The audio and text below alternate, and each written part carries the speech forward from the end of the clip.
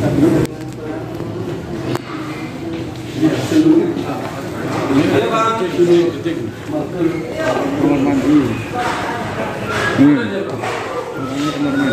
Pak. Ya. Saksi ahli apa yang diterangkan? Iya, ahli pidana ini salah satu ahli yang kita hadirkan. Ada beberapa ahli, nanti kita lihat lagi. Ya, dia mengumpulkan pendapat-pendapat saja. Jadi pendapat berdasarkan keilmuannya itu yang diungkapkan. Apa alat bukti yang sah, kemudian kategori apa saksi tenomen itu.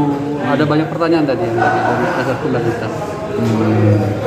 Dari pendapat ahli itu sendiri, adakah yang meringankan apa yang meringankan dan yang memberatkan itu apa? Jadi tidak ada hal yang meringankan dan memberatkan. Kalau ahli itu kan pendapat, Mas. Jadi pendapat bukan terkait kasus ya. Pendapat dia terkait pertanyaan-pertanyaan. Jadi bagaimana cara membuktikan, bagaimana cara meyakinkan alat bukti yang 184 KUHP itu apa saja.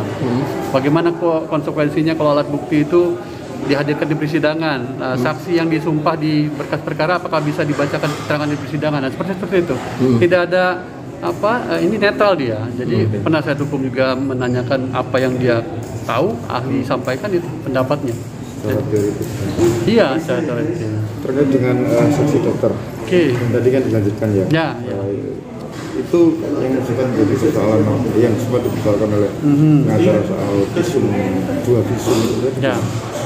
Ya, jadi keterangan ahli, ya ini tadi kan ahli kedokteran itu kan nyampaikan bahwa memang ada kelalaian dia pada saat membuat visum. Dia koreksi itu.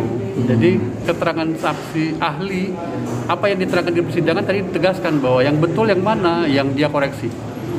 Jadi besok Senin kami juga akan menghadirkan berdasarkan perintah majelis hakim tadi kami akan menghadirkan rekam medis.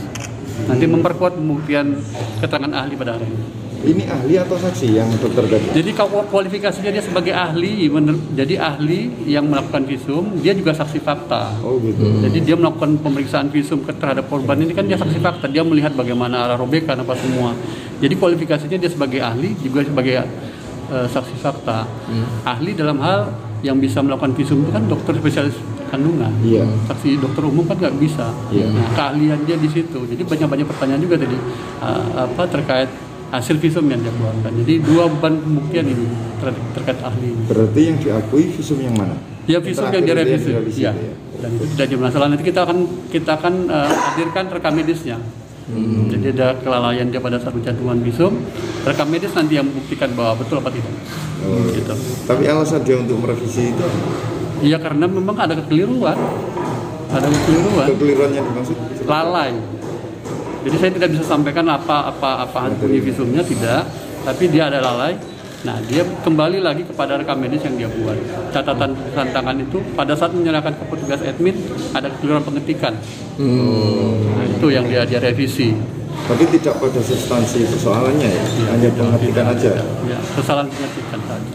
Oh, Menguatkan keterangannya. Dari keterangan saksi Iya. sebelumnya. Iya, menguatkan. Nama ahlinya Pak? Nggak boleh. Hari Senin agendanya. Dokter yang jelas. Masih ahli. Masih Ahli. Nanti kita hadirkan rekam medis. Hasilnya tadi Pak? Udah tadi Belum Pak. Yang terakhir ini hasilnya seperti apa Pak? Tanggapan? Ini kan masih itu saksi ahli pidana kan? Ya. Saksi ahli pidana. Jadi kita lebih banyak membuka perspektif aja. Perspektif hukum terkait dengan mengkaitkan dengan peristiwa tapi tidak ngomong peristiwanya. Jadi lebih pada diskusi hukum jadinya. Pendalaman itu. Soal masalah kualifikasi visum yang sekian lama, kesalahan isi surat. Dan jadi sifatnya lebih umum. Terus yang tadi yang awal yang awal karena dia terkait dengan membuat visum. Ya itu jadi lebih dalam. Katanya ada revisi. Iya, ada perbaikan. Jadi visumnya tuh lucu kalau di total ada 5. Ada 5 surat terkait dengan visum kasus ini. Jadi ada 5 kali revisi. Nah, 2 surat pernyataan, 3 visum. Makanya ini yang kita tadi perdalam kan. Tapi memang banyak kelemahan sih. Secara persyaratan formal, kalau menurut saksi ahli pidana tadi mengatakan validitasnya kurang karena kesalahan-kesalahan formil dari visum itu sih tadi dibilang. Visum itu bukankah selang waktunya dengan kejadian sudah lama? Jauh 2,5 tahun. 2,5 tahun. 2,5 tahun lebih dan salah lagi. Habis itu diperbaiki lagi. Gitu. Jadi agak inilah. Janggal. Nah, kita harus ada cross check juga dengan saksi ahli forensik juga. Terkait hal itu Karena perbaikannya itu karena berbasis pada foto. ya, menurut kacamata jenengan dalam hukum terkait banyak revisi terus. Ya artinya menandakan ada tanda petik kan. Dikembalikan biar sama dengan yang sebelumnya. Gitu. Udahlah, kita paham lah. Kasus ini kan tidak kasat mata banyak. Kira-kira menurut kuasa hukum dengan ini ada kesan untuk ini digaduk-gaduk nih apa dipas-paskan gitu Pak? Mungkin bukan dipas-paskan, memang dipaksakan. Dipaksakan. Kasusnya sederhana sebenarnya, tapi sederhana untuk menjadi tidak terbukti. Tetapi akhirnya dipaksakan karena banyak tekanan-tekanan. Sampai sekarang juga kan banyak ya. Ada Kementerian PPA, oknum-oknumnya terlibat, ada oknum LPSK ikut main. Jadi banyak oknum-oknum di kelembagaan ini yang ikut bergerak. Kalau boleh tahu, ngapain Kompolnas di sini juga kan? Ya itu seperti kemarin kejadian hakim kecolongan yang seharusnya yang Oscars kemarin harusnya ditindaklanjuti. Ya kayak begitulah karena dia merasa punya kuasa kan. Jadi dia mau pakai ruangan mana saja boleh. Terkait peristiwa atau sama keluarnya visum itu masanya berapa lama tadi? 2,5 tahun. 2,5 tahun. Nah itu menurut hukum ya tidak wajar. Yang membuat visum pun saya tanya itu nggak wajar. Rata-rata seminggu sampai sebulan lah rata-rata ya, karena tergantung psikologis orang. Tapi ini kan 2,5 tahun. Mungkin setelah tidak ada jawaban, tidak diterima untuk menjadi pendamping apa garwani pun kan ada itu di suratnya dia itu. Mungkin karena setelah sekian lama nggak ada jawaban akhirnya bisa dikategorikan kadaluarsa enggak Bang? 2,5 tahun itu bisa belum ya? Bukan masalah daluarsa.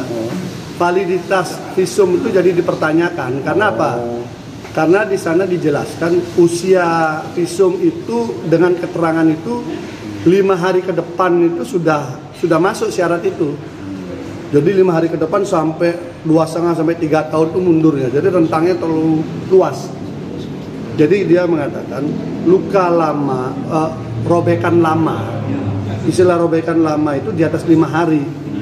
5 hari, 6 hari, 7 hari, sampai 2,5 tahun. Atau mungkin sampai 4 tahun itu bisa aja tidak ada perubahan. Artinya kan untuk dari situ sampai ke sini kan rentangnya panjang. Untuk menyatakan dikaitkan dengan case ini kan masih sangat kecil sekali. Karena masih banyak benda-benda tumpul lain yang memungkinkan terjadi kan. Dengan rentang dari 5 hari kan, hari ke-6 sampai ke belakang itu. Terlepas yang disampaikan oleh ahli saksian ahli tadi, nanti semuanya terlepas itu kan kembali ke hakim nanti. Iya, kita harapkan hakim berpatokan pada fakta sidang. Keyakinannya itu tumbuh karena fakta sidang, bukan karena tekanan-tekanan dari berbagai lembaga-lembaga yang diorkestrai oleh kekuatan tertentu. Itu aja fakta hukum aja Pak.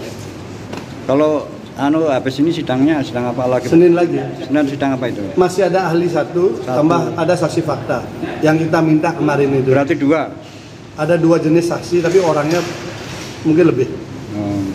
Jadi kan kita minta ada saksi di BAP yang maunya nggak dihadirkan, kita minta dihadirkan. Yang rencana 6 saksi yang harus dihadirkan ya, itu juga bagian. Juga ya. Makasih. Makasih. Ya.